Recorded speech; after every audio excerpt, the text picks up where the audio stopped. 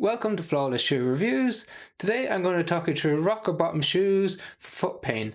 My name is James. I'm a foot and ankle specialist. I provided advice to patients for over 10 years on different types of shoes and different types of foot pain.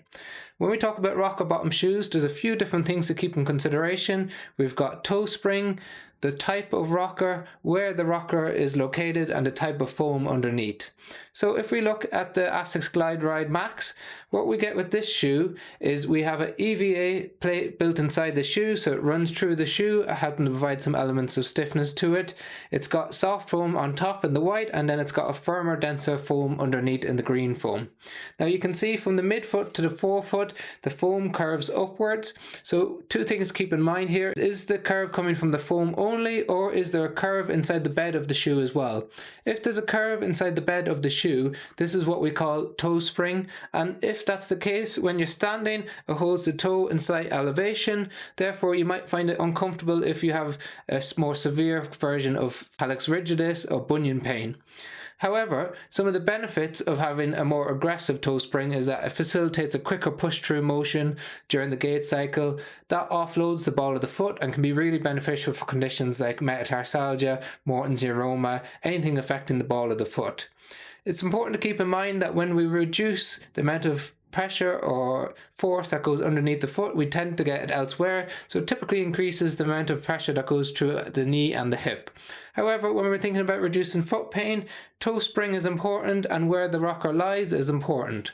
Then we can have a rocker on the heel and on the forefoot. So we have a shoe like the ON Cloudsurfer where we have a curve on the heel bevel and we have an aggressive curve on the forefoot. So if we look at this shoe, if we just put a bit of pressure on it, it rocks back and forth. If we do the same on the Glideride Max, you get more of a quick stop when it comes back because we don't have the same heel bevel on the back of the shoe. So this is a really fun, aggressive shoe. It really helps to offload the front of the shoe, but there's another couple of caveats to it. One is how much toe spring is in the shoe. Two is how much volume is in the toe box. So if we have low volume in the toe box, if you have pain on top of the big toe joint, then that can rub off it and irritate it a little bit as well. If you have issues with instability, so ankle instability, ankle sprains, peroneal, posterior tibial tendon issues, having a shoe with a big rock on the back of the front can make it a little bit more unstable. When you're thinking about trying to make the shoe more stable, we often think of having a bigger and broader base of support, some sole flare. That increases the contact with the ground, therefore making the shoe more stable. When we don't have these features in a shoe like the Cloudsurfer, excellent going in this direction, so in straight lines, not so good if you have issues going from side to side with some ankle instability. However, this type of rocker is really good at offloading the ball of the foot.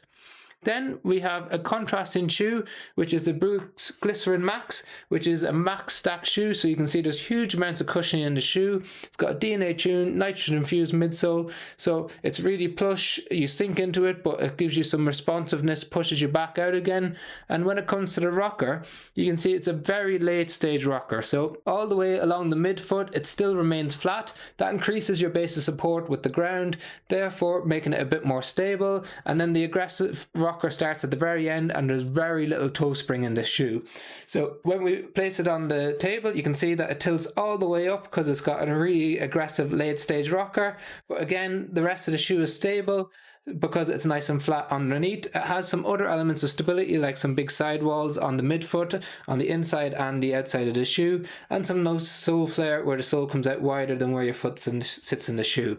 So overall, there's some elements to consider when you're thinking about rocker bottom shoes. Yes, they help to offload the plantar pressure underneath the ball of your foot, can be beneficial for Morton's neuroma, metatarsalgia, capsulitis, hallux valgus, hallux rigidus.